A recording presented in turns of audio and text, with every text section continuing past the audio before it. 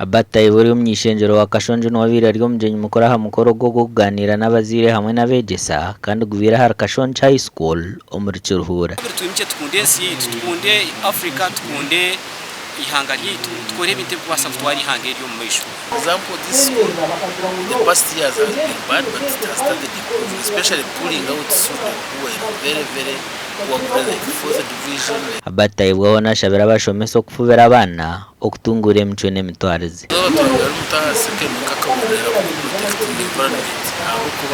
Policy ya government ya greening Uganda, so tukaraginga nababana bitwabyara nayo nabo bashaka bazere bugire kubere bite, so ikigambo cyo kubere spreading everywhere. Tiza aranoro mukuru w'ekitongole cya United Against Human Extinction nagira ngo emicwe n'obuhango okufa nico kiretire emicwe mu beegi ya sisikara. Banyuma kandi niho tukusimbira n'umwembezi w'ihanga His Excellency Dr. Museveni na parliament y'ihanga ebembero speaker habumur mu muhango gubakoze kuronka hingura itekeri iri kurwanisa emicwe beegi. Ngaba Africa twine kwimuka ningashika abanyayiganda twena tukakwatsa abantaba kugira ngo n'umuco gwabo bunka ningashiki bakakibuza bunka kino kugira ngo twena tukirumu. Gasha kwa Richard Nahawe.